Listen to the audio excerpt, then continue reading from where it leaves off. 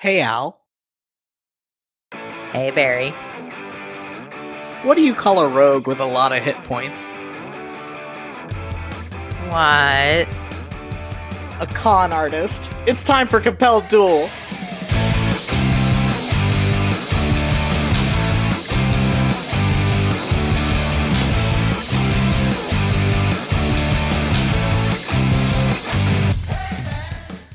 Hello everybody and welcome back to Compelled Duel. I'm Barry. And I'm Al. And we are a single-player, co-DM'd D&D 5e actual play podcast. Previously on Compelled Duel. Those sound like the words of someone who needs a day at the beach. There's a beach? Aye. I'm gonna go see if I can find some swim trunks. Suppose it's easy to be edgy when you're going back to the place that ruined your life and where everyone you know and loathe makes their residence. Yeah, I kinda feel that way about going home myself. Pearlport is not my home. And she spins on her heel and she storms off. I look at you and I know that I'm breaking a promise. So yes, there are complicated interpersonal dynamics. It's a complicated situation. Every bit of this is complicated, and it's not easy for me. Obviously, this isn't easy for me either. Are you giving me the shovel talk, lad? Captain, we spend most of our time out in the middle of the ocean. I won't need a shovel. Ah, fuck me. That's the moray. The moray? Aye. It's Miriam and Killian's ship. About 30 leagues southwest of Sleet Gulf. I'm taking on water and don't know how long we can hold them off. Urgent assistance needed. I repeat, urgent assistance needed. There's... I love you. You're a bastard. Love you too. I am not asking you to trust that Sabine is good. I'm asking you to trust that Sabine has the strongest self-preservation instinct of anyone I've ever met. Seems like a lot of us here have unanswered questions. But if we're lucky, we may be able to parse a few of them out. We don't need luck. We'll have the wind.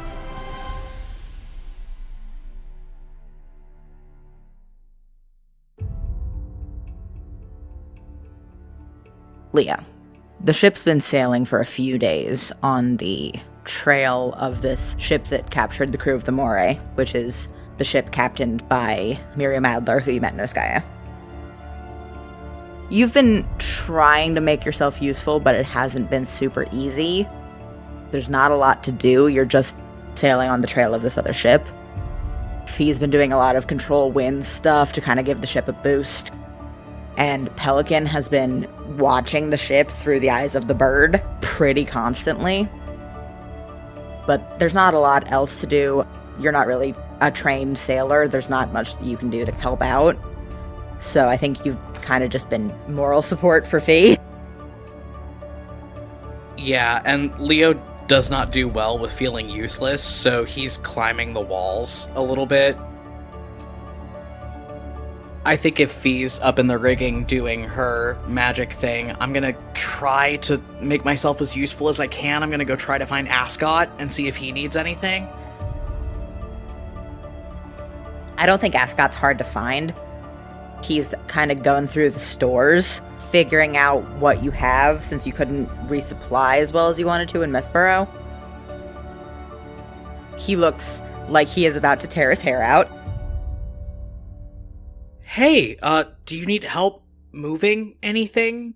Doing math? I'm bad at math. Please, Ascot, I'm begging you, man, give me something here. Ascot is buried in crates, throws his hands up, and he says, "Well, unless you can figure out how to stretch food that was going to get 40 people through the next week, far enough to provide for another 30 on top of that." And he just buries his hands in his hair and makes a noise of frustration. I mean, if Leo was still using his clerical magic, he would have had access to conjure food and water.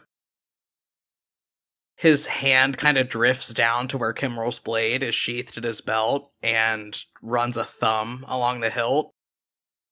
But then he purses his lips and shakes his head.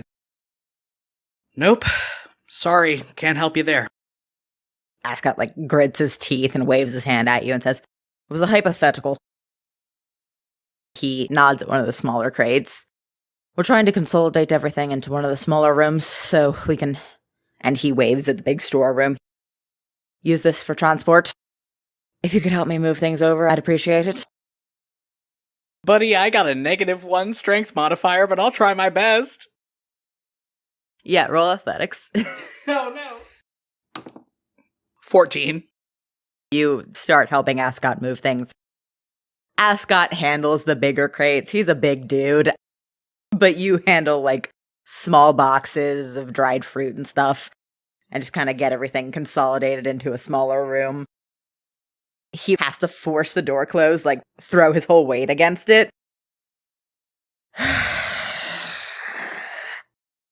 "I should not have stayed on the boat." Yeah, I mean, I understand now that this is your boat. This is pretty fucking degrading, man. You actually helped me feel a little better about myself. Thanks, Ascot. He had pushed past you, so he just stops in the middle of the hallway, puts both hands over his face, and just drags them down. "Glad I could help." Leo is trying to maintain some semblance of dignity, but is very, very sweaty and exhausted looking. I'm gonna go back up on deck and see if there's anybody else I can help. Maybe you or Boots or somebody. As you go back up on deck, actually, the captain catches you on the way out of the hold, and he says, "Oi, there you are." He just grabs you by the elbow and starts tugging you over to the captain's quarters, where you see everybody else kind of congregating. Boots is, leading Pelican. You can tell Pelican's not really present still, but Boots is, leading him by the elbow. As Ascot comes out of the hold after you, the captain yells over his shoulders, "Aye, we'll be needing you as well." And you all just head into the captain's quarters. Fee's already in there. I think she's sitting on the bed, and the captain gives her kind of a weird look, but there aren't enough seats in the room, so he lets it slide. You is kind of sitting on the floor, sharpening her sword, and Glasses is tinkering with something. Boots, Pelican, and Doc sit down at the table, and the captain kind of leans over with his hands on it and waits for the rest of you to get settled. And then he says, "We'll be coming up on the other ship in...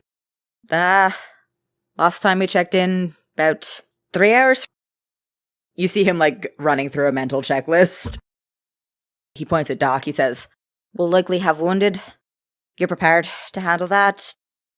And he nods at Boots again. He says, "If you could get him to elaborate on the weather conditions that we're sailing into, I'd appreciate it." And Boots, who has just been rubbing really slow circles into Pelican's back, just nods and then squeezes at his shoulder. You watch Pelican jolt and blink a couple times, and then he is present and in the room with the rest of you. Boots says, "Love, if you could tell us what the winds are looking like, the captain would appreciate that." Pelican nods. He looks fucking worn out. It's been a rough couple of days for him, very obviously. But he just, rapid fire makes a few hand gestures, and I think for you and Fee's benefit, Boots kind of translates. He goes, "The other ship's sailing straight into a squall. We'll all be sailing against the wind, seems."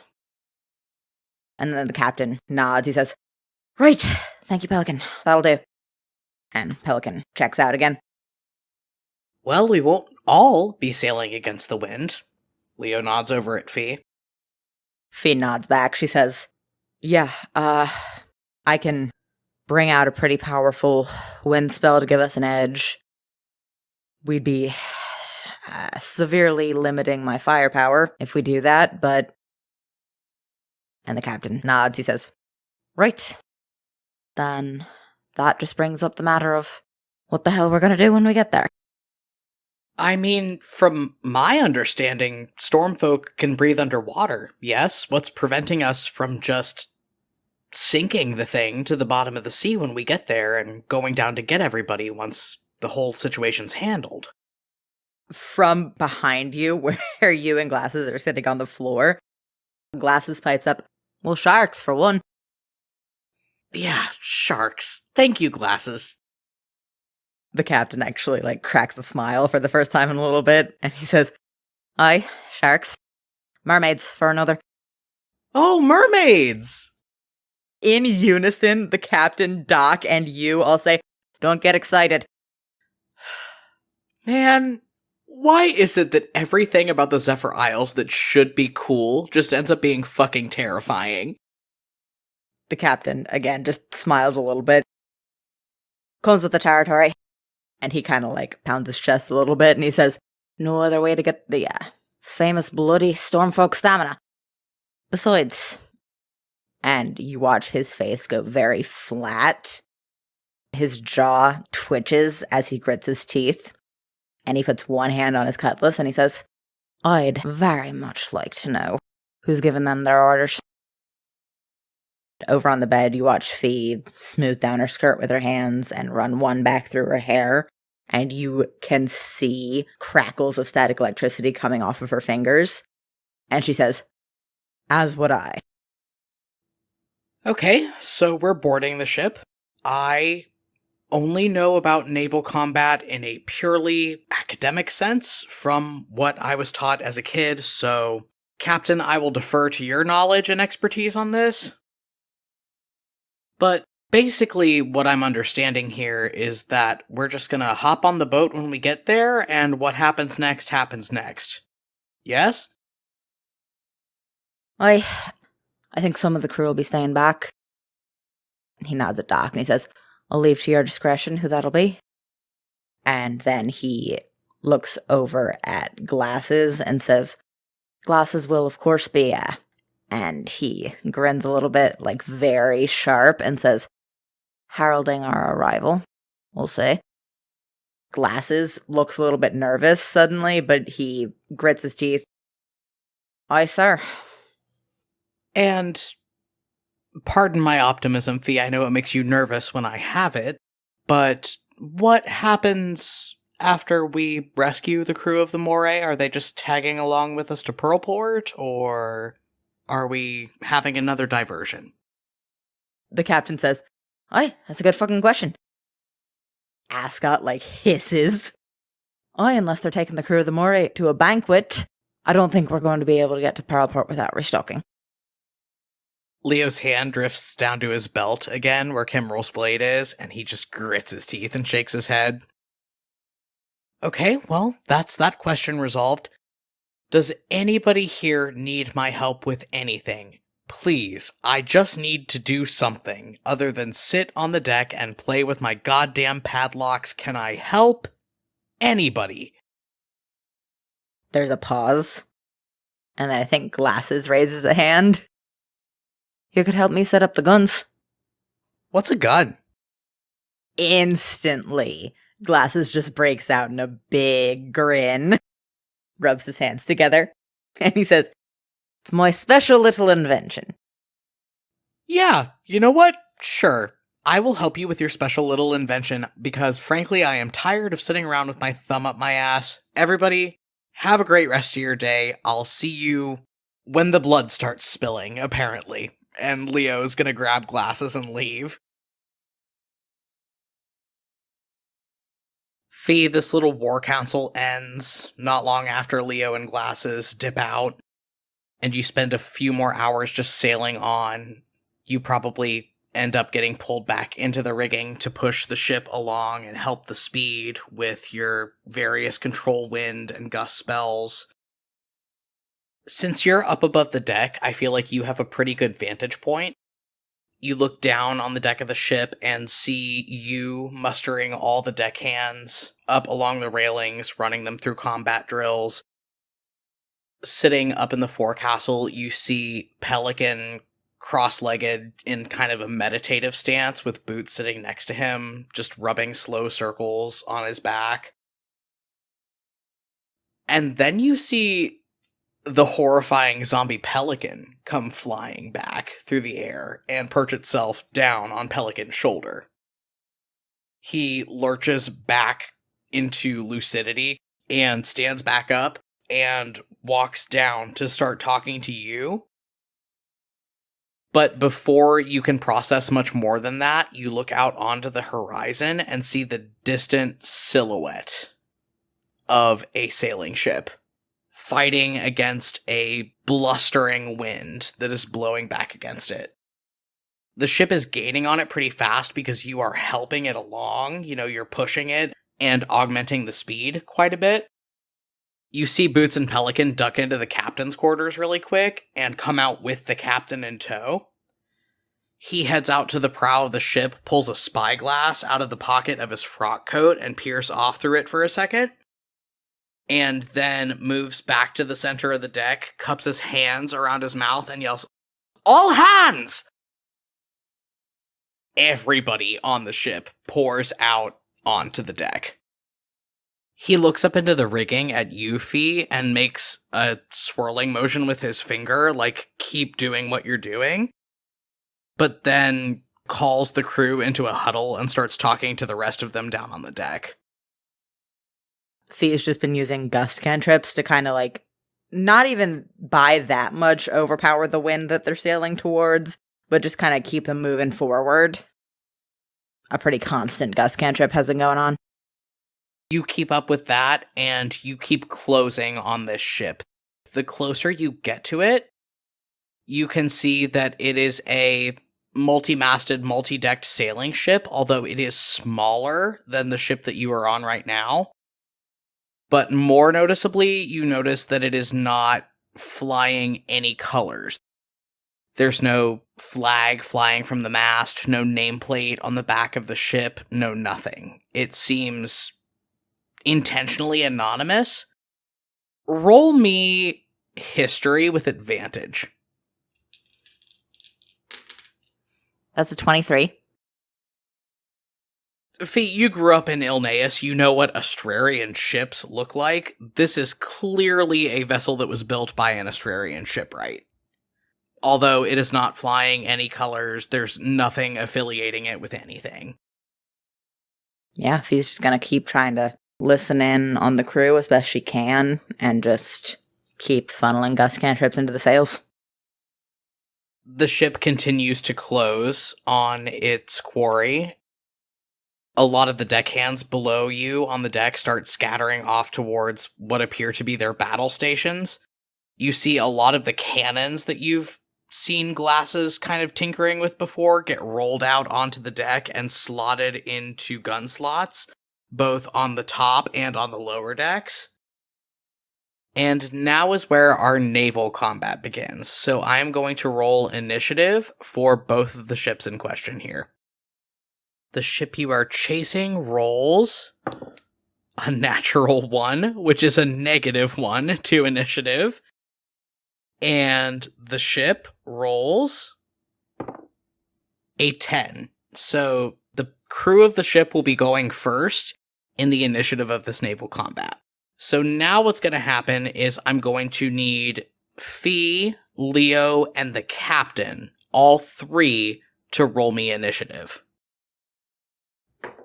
Fee rolled a 27.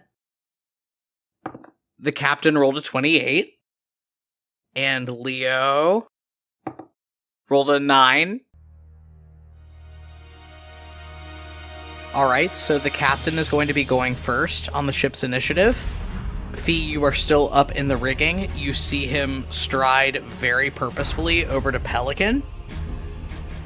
Hoist the colors! On the red flag. Pelican gives him a very heavy look, like, are you sure about this? And the bird starts to ruffle its feathers, like it's gonna say something.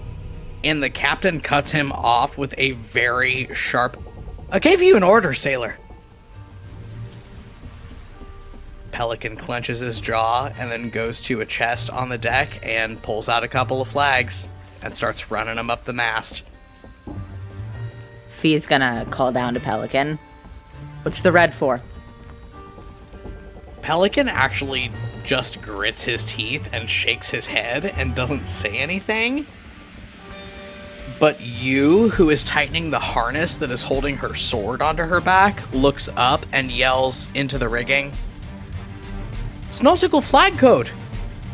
Yellow flag means you've got sick people aboard. White flag means you surrender. Red flag means no quarter. No prisoners. Any crew member we find aboard that ship's gonna die. She looks almost as displeased as Pelican does about this, but she just makes sure her sword is in place and marches off across the deck. So for the captain's action, I'm going to roll an intimidation check on the other ship to see what happens there. 23. As you are in the rigging, you see 2 flags run up the mast beside you. The fleet flag, and directly below it, a large, solid red flag. And on the ship in front of you, as you continue to close on it, you start to see people jumping overboard, taking the mercy of the choppy, stormy sea over what they apparently know is coming for them. This ship is losing half of its crew capacity, which means that it will be traveling at half speed, which will make you closing on it way faster. So, Fee, you are next up in initiative. The ship is moving its full 50 feet forward with the wind in its sails. You're getting way, way closer. You're within 100 feet of this ship. What would you like to do? Fee's gonna hop down out of the rigging and move over to stand next to Leo and yell at everybody else to get back. Everybody else takes several steps back, and Leo goes to do the same. Not you. Fee, grabs him by the elbow and then grins viciously and says, "We're taking a trip. As soon as we're within 90 feet, I'm going to cast Thunderstep." Okay, that will get you 90 feet through the ocean and the open air onto the deck of this other ship. There is a massive boom behind the two of you as you depart, and you and Leo warp through non-space into the midst of just utter chaos on the deck of this ship. There are sailors running everywhere across the deck, also trying to pull weapons into place. Every single goddamn one of them is Astrarian. Yeah, I figured. And then Leo is next in the initiative. He can't do anything right now other than attack or give actions. So he's going to give you a help action for your next round because you guys are surrounded by other sailors. And now it is the other ship's turn. So the other ship is going to utilize the full speed ahead function of the naval combat method that we're running to move a further 22 feet ahead and push themselves a little further out ahead of the ship so that nobody else can grapple onto the deck. The ship is going to catch up in the next round and you're going to get support, but you guys are going to have to take 1 round of combat from the sailors that are on deck with you. So I'm going to roll 3 attacks on Fee and 2 attacks on Leo. 2 8s and a 22. Well, one of those is going to hit because it's 9 above my armor class. 6 damage to you from a pirate sword that manages to swipe you along the arm. And then 2 more go after Leo. Uh-oh. Oh. Somebody rolled a nat 20. Well, that sucks. I'm never loaning you dice again. Oh, God. So 20 damage for Leo as a pirate sword fully stabs him in the side, I guess. And now we are back to the ship's initiative. The captain is going to use a feature of the combat that we're using called full speed ahead to urge the ship forward a little bit. Yep, that gives him an extra 15 feet, which absolutely allows the ship to close in on this other vessel. And you start to see some wild shit happen, Fee. The ship pulls up parallel alongside this vessel that you and Leo are now both on. and you see Glasses hunkered down behind a cannon on the deck, and the captain standing behind him. He's only about 10, 20 feet away from you at this point, and you hear him shout down into Glasses' ear, "No shots across the bow, lad!" Glasses lights a fuse on the cannon and just sets off this massive explosion that erupts out of the mouth of the gun. Glasses gets 2 shots on this. First one is going to hit. Second one, not going to hit. So the one hit that we're going to get is going to do 3d10 piercing damage plus 1d10 thunder damage because of the artificer stuff that Glasses has done to the cannons. Oh my god! Okay. Fee, next to you, Glasses swivels around this cannon to aim at the helm of the other ship, lights the fuse, sets off the shot. You see a ripple of thunder and lightning magic come up around the mouth of the cannon before the artillery comes out of it, and he aims it at the helm of the other ship. Fully blasts the person that is driving the ship away off the side of the deck into the water, and really severely damages this ship's wheel. So now that the 2 vessels are close enough to each other to justify this, I'm going to have the captain make an acrobatics check to jump over onto the ship with you and Leo. 23, baby!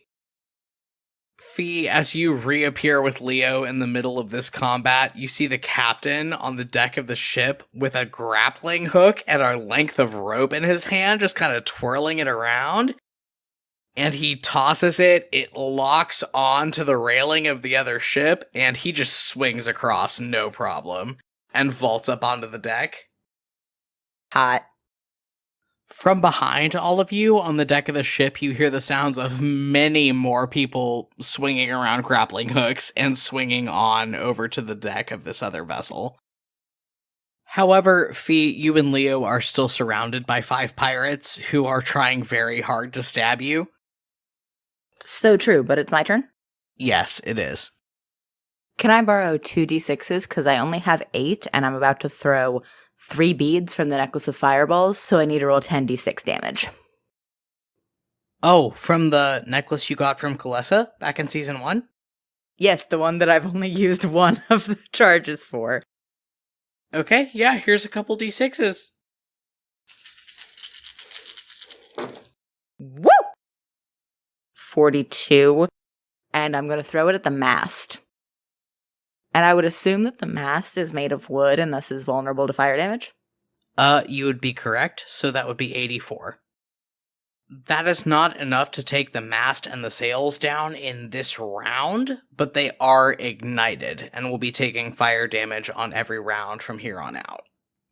Yep, until someone can put them out, which, since I threw the beads into the mast, the 20 feet around the mast of the deck is also on fire. So good luck. Okay, so seconds after landing on the deck of this ship, you have set most of it on fire. Good for you. Next to you, as you do this, Leo whips around, stares at you, and goes, "Since when the hell can you do that?" Thea, still with her hand around the necklace, jiggles it and says, "Kalessa gave me a present." I mean, on one hand, that makes sense. On the other, why the hell didn't you use that shit when we were fighting the crag cat? It's a limited resource. My face got fucked up forever. We handled it. So the Australian pirate vessel is now on fire, and the crew will be addressing that with their turn. So I'm just going to call that a group con save. Oof, that was a natural 19. So they do manage to get the fire doused, but that is going to take their entire turn as far as the ship initiative goes, which means that the actual ship is back up now. because the captain, you, and Leo are all on board this other vessel. Fee, from where you're standing, you see Glasses swivel a cannon around and point it at the already weakened mast that you have absolutely ensconced in flame. And he's gonna roll to hit.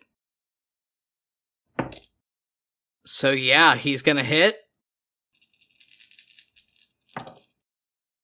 So a total of 22 damage, which is more than enough to blow the fucking mainmast off of this ship. You weaken it with all of this fire damage from your necklace, and Glasses sees the vulnerability, pivots the gun to aim at the very root of the mainmast, and just blasts it off the ship. It goes collapsing with a creak into the water on the other side. So this ship is now dead in the water. It cannot move. And after all of this happens, the captain turns around, points at you and then Leo, and goes, "Right, you two, with me, now!" and starts running for the lower decks of the ship. I'm gonna use my action to disengage and run after him. And Leo's going to do the same. As the three of you get below decks, Leo, roll perception for me. 22. You can hear the direction from which there is a commotion going on.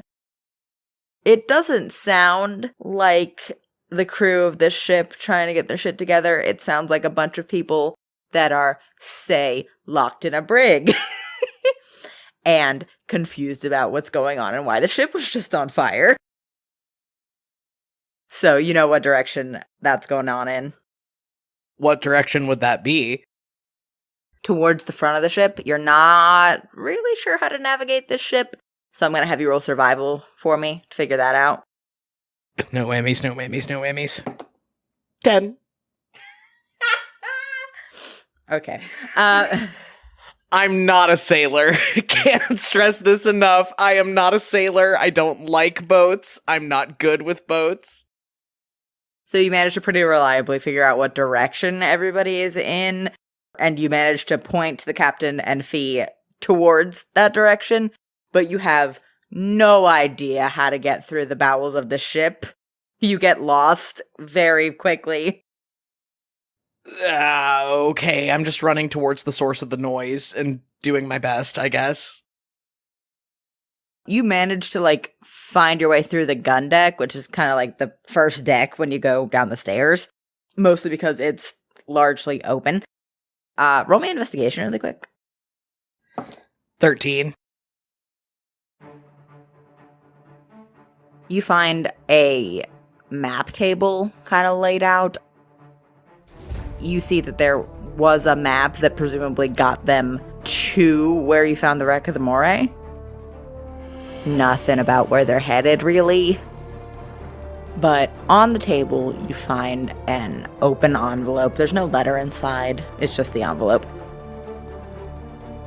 For a second, the sounds of the battle raging above your head and all the confused shouting going on below your feet in the lower decks wipes away because all you can hear is your own heartbeat in your ears. As you see that attached to this envelope is a wax seal stamped with the personal official seal of House Valsine and the Archduke of Ashuria. Fuck me. I grab the envelope and stuff it in my shirt and keep running. I'll handle it later. We've got bigger fish to fry right now. You run into the lower decks.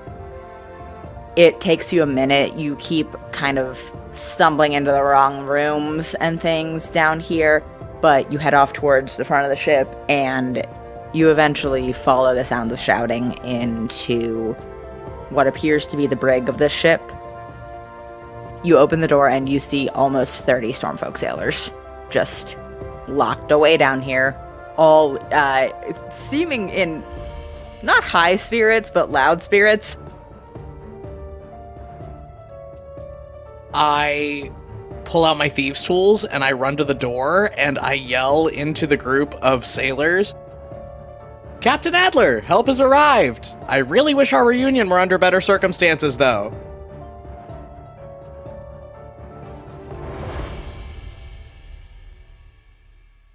Miriam Adler was not necessarily at the front, but was near the front of the cell, very calmly but very loudly demanding parley.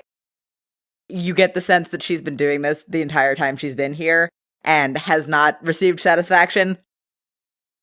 But she kind of pushes her way past people, so she's at the front and facing you.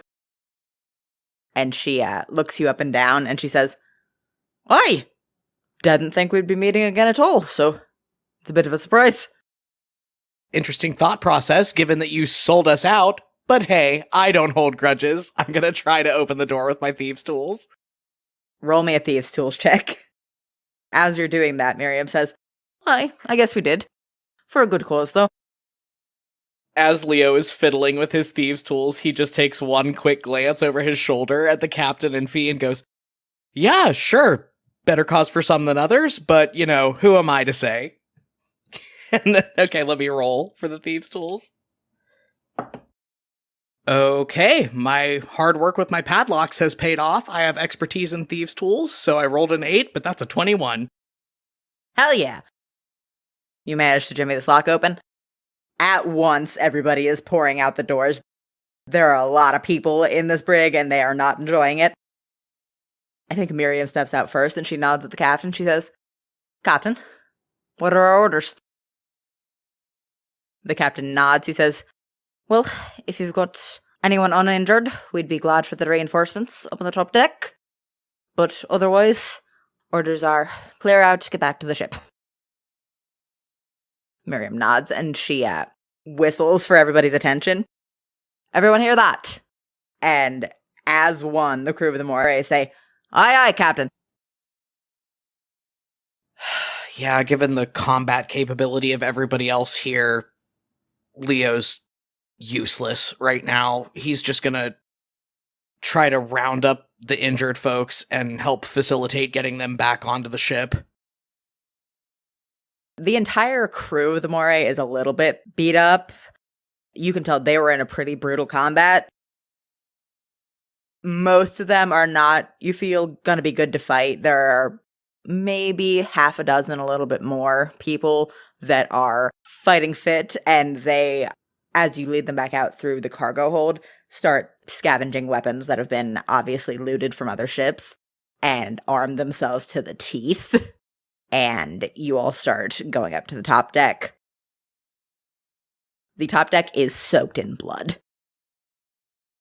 The few people off the crew of the Moray that are still in fighting shape charge out into the last few minutes of the fighting up on the top deck.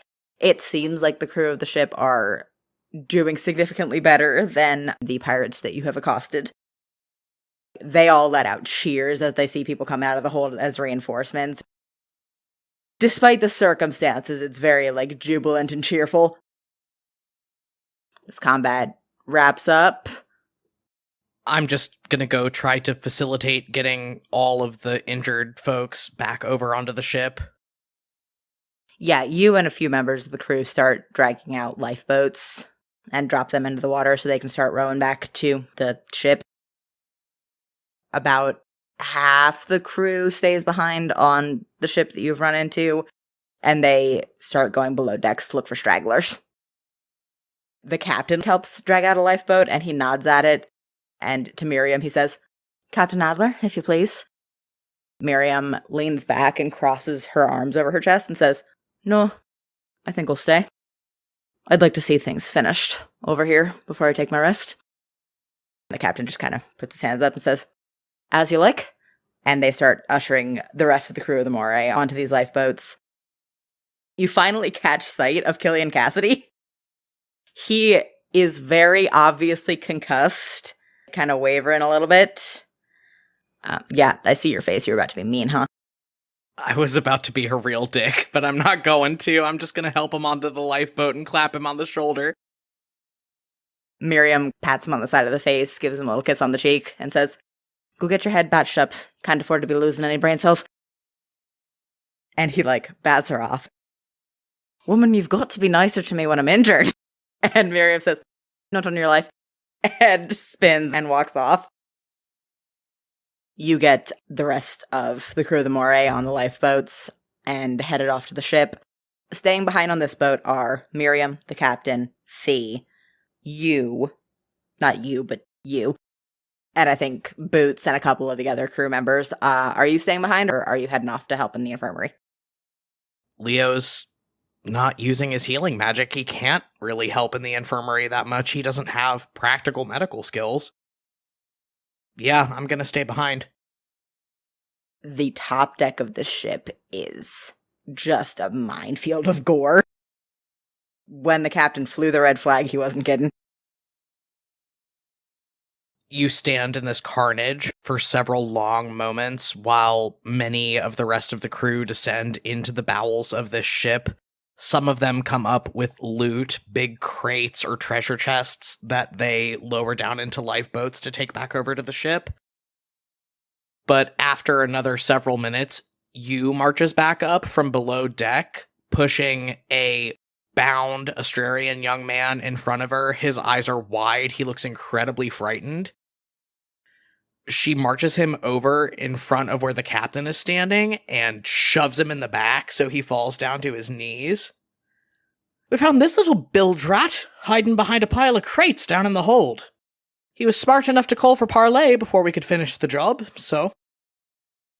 The captain sets his jaw and nods, and his expression goes very hard, and he says, "Aye, right to parley's first and foremost in the pirate code. And the captain would love to speak with him." This guy from down on the blood-soaked deck looks back and forth between you and Leo, and Fee, you see recognition flash across his face. And he goes, "What?" Fee sets her jaw and crosses her arms over her chest and says, "Something to say?" You're supposed to be dead."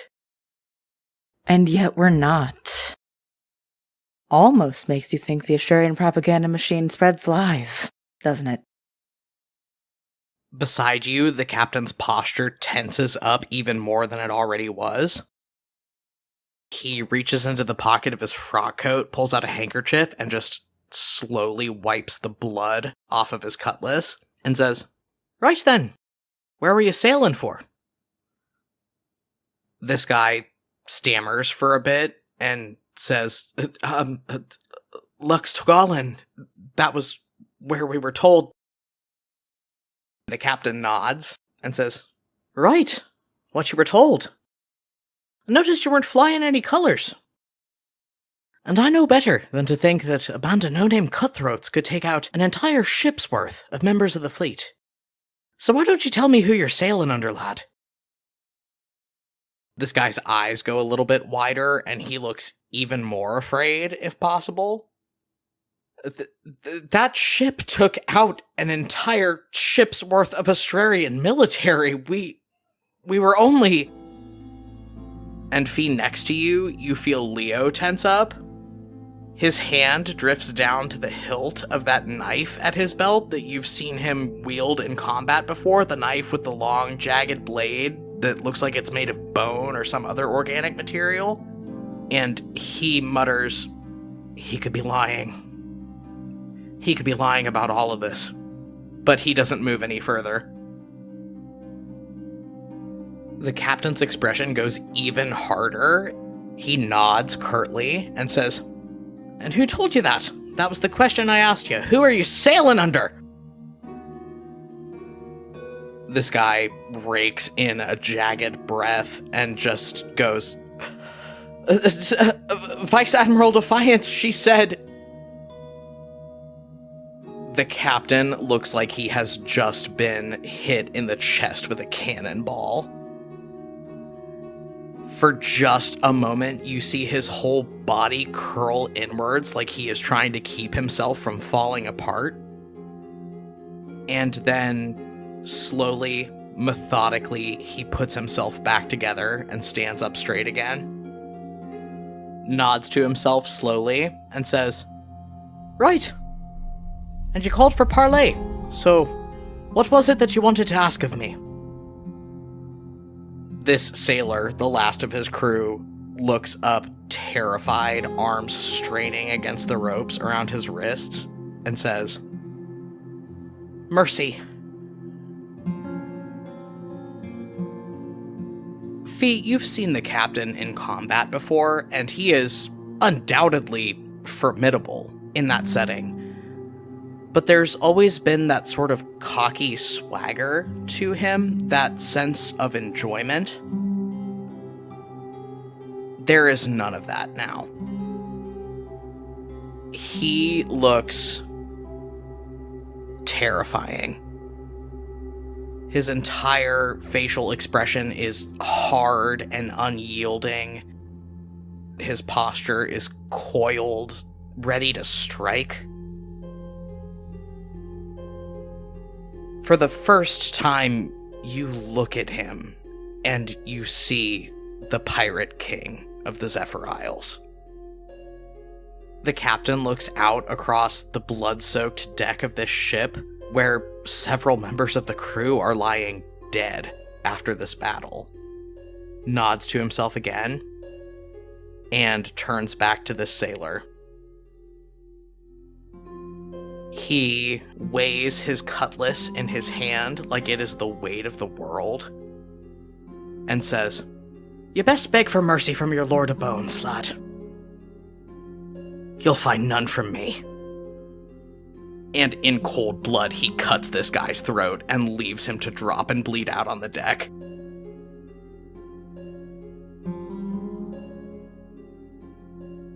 He turns over to Boots, and he says, "Clear out the hold. Bring the dead back to the ship. And then light this motherfucker up." He makes an acrobatics check to jump back over onto the deck, and you see him march off towards the captain's quarters and slam the door behind him.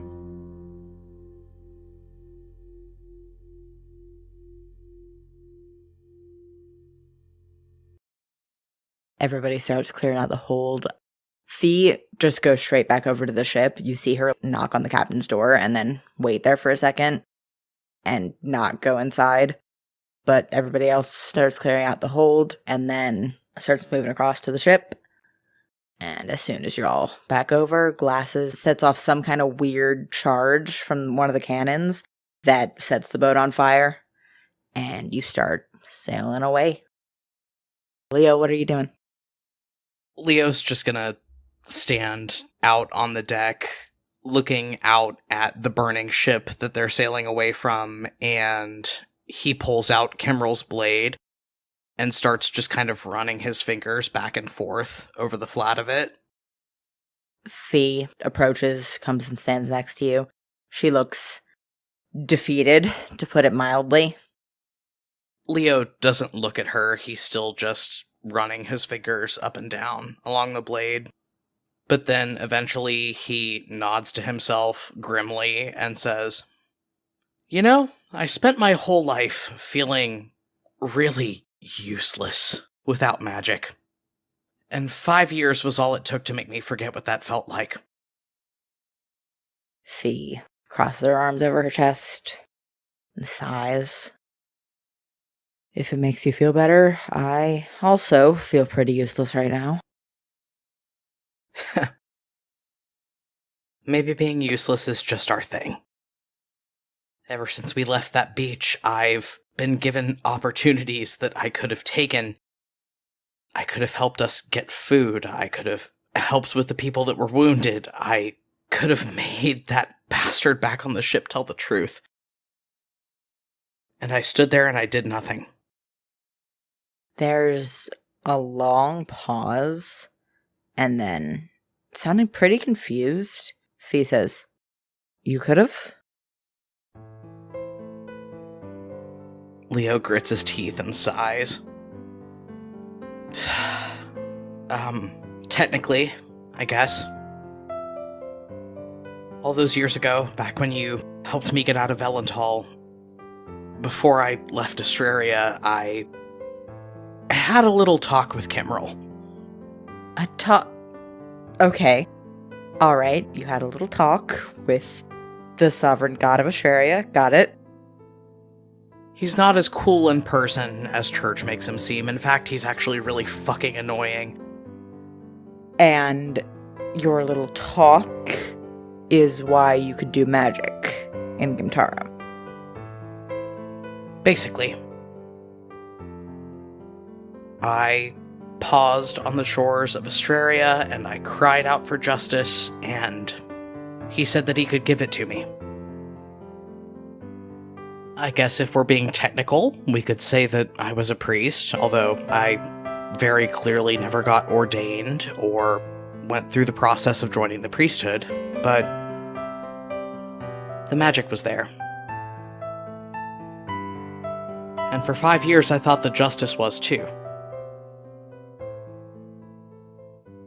But then I found out that Soren was dead, and that the justice I thought I was working towards was a lie.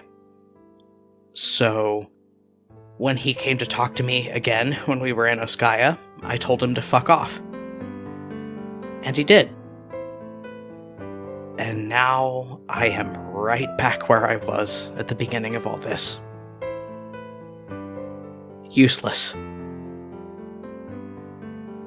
Fee looks like she's thinking for a second, and then she says, "So, your chosen course in the pursuit of justice is to give up the power that you do have, that you could use, because... why?" Because if we didn't already know what that island does, we learned today. We saw. And all of those people from the Moray, Killian and Miriam, could have died. And I'm not going to pretend to know the mind of a god. I don't know how much Kimmerl himself actually condones what's happening on Luxtogalan, but he's sure as hell not doing anything to stop it. Is the power I could use really worth it if something like that is the price? You not wanting it doesn't change the fact that you have it. And that you could be mitigating some of the damage that's being caused right now. And instead, she makes a vague gesture. She says, not to sound too moralistic, but you're ignoring the good that you could do and the people that are being hurt that you could help in favor of feeling good about your own principles. Leo's hand pauses where it's been running up and down along the blade of the knife, and he snaps his head over towards Fee. I don't feel good about any of this. Then you're accomplishing nothing. It's not helping you, it's not helping the people that are being hurt.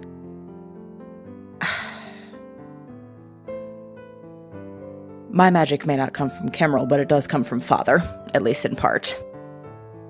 Does that reflect poorly on me, in a moral sense? No, it doesn't. You know it doesn't. No. It would be easier for me to give up breathing than to give up magic, so I understand that our situations aren't analogous. But now that I'm aware of what's happening, I am using the power that I have to make every effort to stop it. That's all I can do. That's all anyone can do. You have to take the hand that you're dealt and play it. Deciding to draw a moral line in the sand before the point that you help people isn't the action that you're making it out to be. It's the opposite of action. It's...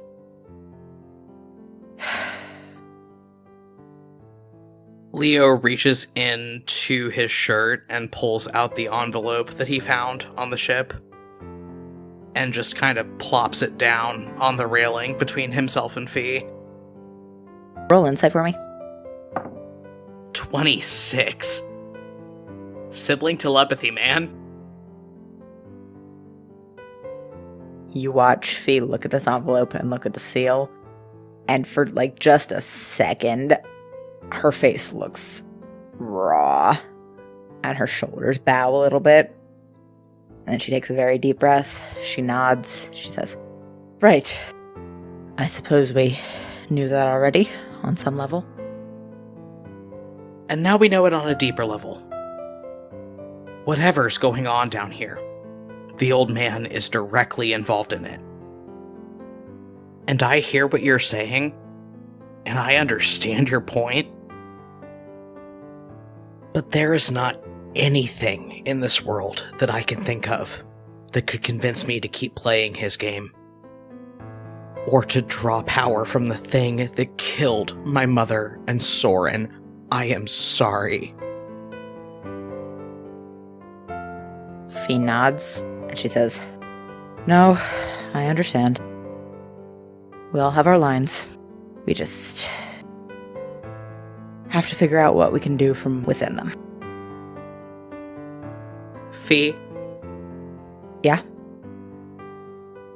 This might be overstepping a bit, but I just really need you to tell me that you don't think less of me for drawing the line where I do.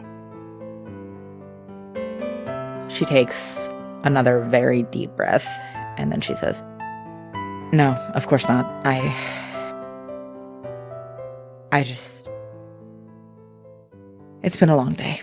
I need a minute." And the captain probably needs you more than I do right now. I'll be okay. You go do what you need to do. I love you.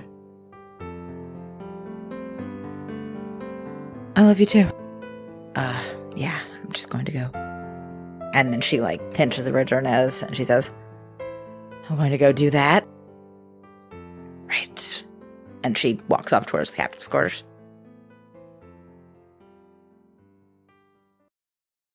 Fee, you approach the captain's quarters. Your hand is hovering over the doorknob when it twists and the door opens outwards. Glasses walks out, looking absolutely gutted. Glasses is a good kid. He usually greets you with the tip of the hat and some kind of honorific, but he is wiping under his eyes and has kind of a 1,000-yard stare and just shoulders past you and shuts the door behind him. There's a long pause, and then from behind the closed door, there is just this visceral, gut-wrenching, "Ah!" And you hear a thundering sound of heavy furniture hitting the floor. Well, I go in. You open the door to chaos. The big dining table that was in the middle of the captain's quarters is totally turned on its side, in addition to the map table. All of the papers and letters spilled out across the floor. The captain is sitting on his bed with his head in his hands. Across the room, sitting on a table that has not been overturned, there is a large black metallic box that has a lot of artificer's runes carved into it and a mirror on the top, much like the distress signal that you saw on the moray. In the mirror, you see a Stormfolk man with close-cropped black hair and a tricorn hat going, "There's a ship behind us and we don't know what to... We don't have any support out here, we need help!" And then it clicks over to another Stormfolk woman with long hair that's pulled up in a braid, leaning into the mirror, going, "We didn't even see him coming, we don't know... We're taking on water, we can't..." And then the image clicks over to Miriam Adler, who is leaning into the viewpoint of this mirror and saying, About 30 leagues southwest of Sleet Gulf. Taking on water and don't know how long we can hold them off. Urgent assistance needed. I repeat, urgent assistance needed. There's... And these images just keep going and going. Captain after captain of these ships sending out distress signals that somehow never made it through. As you move into the room and look at the captain sitting on the end of his bed with his head in his hands, you see that A, the front of this distress signal is open. It looks like Glasses has been tinkering with it. And B, the captain has something in his hand, this metallic chip with arcane runes that are carved into it. It looks very much Astrarian in nature, and like it got put into the workings of whatever this distress signal was. These distress signals just start to play on repeat, and he does not move or look up to acknowledge that you have come in, but you see his hand tense around this little chip that has been pulled out of the distress signal, and he says, "If you came in here to tell me that you told me so, I'm not interested in hearing it." Fee purses her lips, shakes her head, says, "Now doesn't exactly seem like the right time for that, does it?" He tries to smile, but it comes out as this awful grimace, and he hisses in a breath through his teeth and shakes his head. "After everything went sour with Sabine, I was looking for anyone who understood. And I'm not smart, but I wasn't stupid enough at the time to think that Defiance wanted anything close to what I did, but it was enough. How many people? Not even just people, how many of my people that were counting on me to protect them, fucking died because I let that evil bilge-sucking wench lay her head close enough to the only thing she needed to kill him." Not as many as there would have been if we hadn't done what we did today. More than there should have been, but hopefully no more after this, as long as we can stop her and everyone else involved from hurting anyone ever again. The captain knots his hands up in his hair and shakes his head really hard. He is starting to hyperventilate. That's not enough. I've spent all these years telling myself that I'm doing my best to help my people, but how many of them have died in the name of me chasing some definition of myself that's never meant anything? How many people did I kill? How many people did I kill? Fee crouches down in front of him and tries to, very hesitantly put one hand on either side of his head. You are not responsible for the ways that other people have taken advantage of you. She looks like she is very much trying to convince herself of that as well. What you are responsible for is your own actions. And what we did today was we saved all of those people. That... I have to believe that was good. Despite the way that you were unwittingly involved, and despite the fact that it was done in my name. I have to believe it was good. He brings both hands up and wraps them around your wrists and presses your hands even harder into the sides of his face like he is trying to find anything to ground him. I can't believe that any of this is good. That I'm good, not when none of this would have happened if it weren't for me. Fee leans forward and presses her forehead to his. We have to. We have to believe that we are still capable of doing something good. Or what's the alternative? We do nothing? That's... I don't accept that. I don't accept it. He lets out this gut-wrenching sob and just tightens his hands around your wrists and pulls you forward and kisses you. Yeah, Fee kisses him back.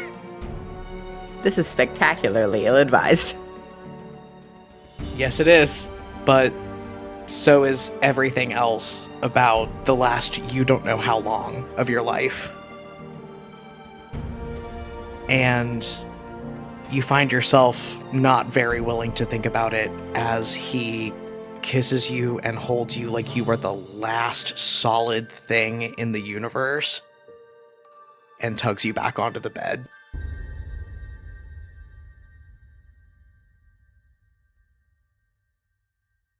Fee, several hours later, there is the sound of thunder and rain outside, and the ship is pitching back and forth with increased fervor from what you are used to. It actually makes you feel a little seasick, which is not something that you're used to. You're staring up at the ceiling, and next to you, the captain is fitfully trancing. He's tossing and turning a lot, mumbling things that you can't quite understand. It is the wee hours of the morning. What are you doing? Fee is holding the sheet over her chest, and to the ceiling she says, "Well, that wasn't a good idea." The ceiling, cruelly, vindictively, says nothing. Fee nods to herself, and then says, "Well, no takebacks?" And starts going through his dresser for a shirt that she can borrow, and possibly a hairbrush. You get out of bed, go over to the dresser, pop open the top drawer. Do me a favor and roll me a very quick investigation check. To find a shirt? Okay. No, you'll see. 16. Okay, you pop open the top drawer of this dresser.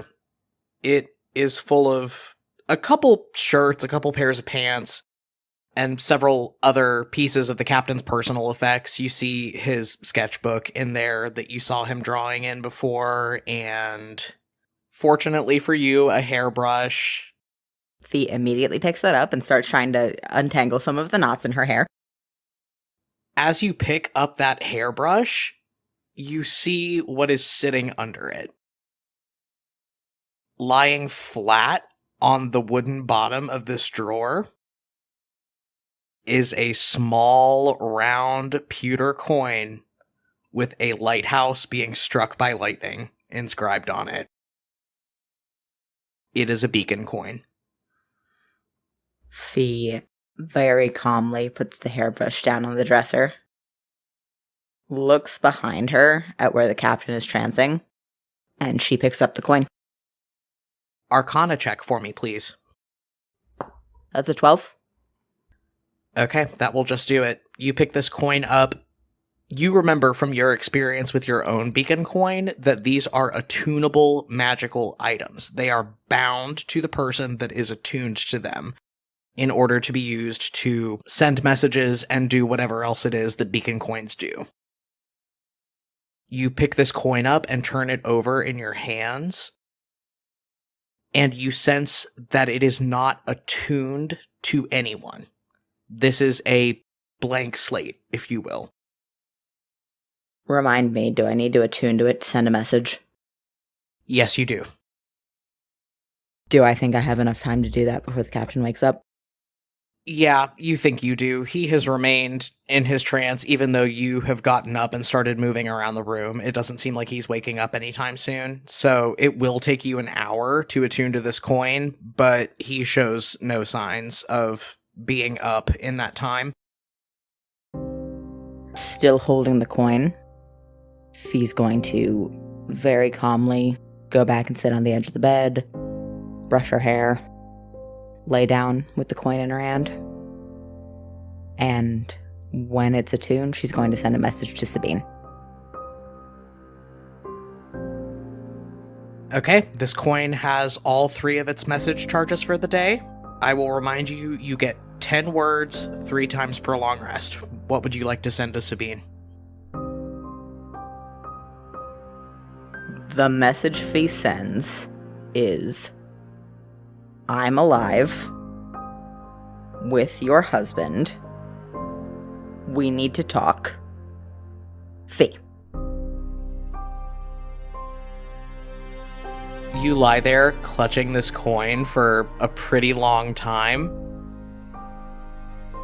but then eventually it glows as a message comes through. You look down at the smooth back of the coin in your hand, and in capital, bolded, elvish script, you see the word, fuck! And then, about a minute later, the coin glows again, and you see another message that says, "Are you okay? Where are you headed? I can explain." Fee looks at where the captain is trancing next to her, tucks the sheet a little tighter around herself, and sends a message back. "I am good. Headed to Pearlport. I can also explain." Okay.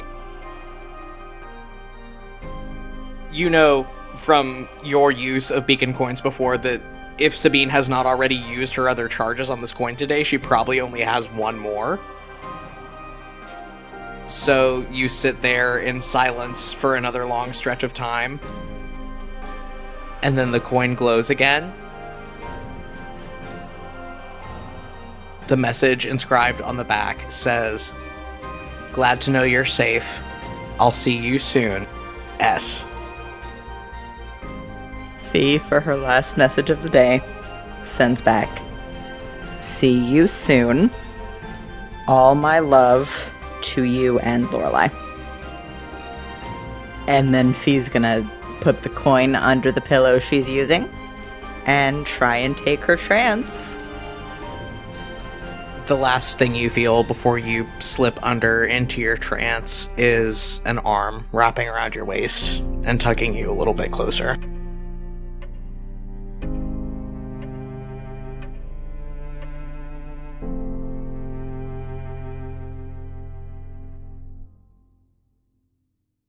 And that's where we're going to end for this week. Oh my god. I've been saying Fee's chaotic aligned. Oh my god. Who would win, a several years long separation and a carefully constructed web of lies, or one chaotic polyamorous bisexual? Guess we'll find out the answer to that next time on Compelled Duel.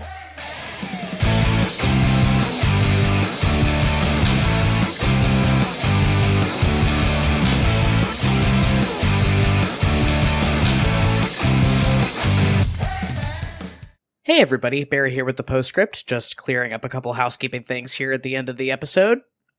Anyway, you can find us on social media, on Twitter, Tumblr, and TikTok at Compelled Duel. You can also find us on TikTok at Compelled Duel Audios, where we post audio snippets from the show. We have lots of other cool stuff to be explored, an official website, an official Spotify profile. You could find all of that linked on our various social media accounts. If you're interested in supporting the podcast, we ask that you head on over to patreon.com/compelledduel and take a look at all of the fun perks that we have to offer over there. Starting at just $2 a month, you can get early access to new episodes. And at higher tiers, you can access things like exclusive Spotify playlists, bonus content, and even get handwritten wax-sealed letters from your favorite characters every month. If you're interested in supporting the podcast in ways other than pledging to our Patreon, we ask that you consider leaving us a rating and a review on Apple Podcast, because that helps us get promoted to a wider listener base and grow our audience. And as always, word-of-mouth advertising is the most effective thing that we have right now, so if you like the podcast, just tell 3 friends about it, and if they like it, ask them to tell 3 friends as well. We do host a weekly Q&A live stream every week on our YouTube channel, so just search Compelled Duel on YouTube and go subscribe to us over there so you can come hang out with us while we discuss the new episodes every week. We would love to see you. Next episode's going to be going up on Friday, August 20th, 2021, or if you are a member of our Patreon, you will be getting your early access on Thursday, August 19th. See you next week.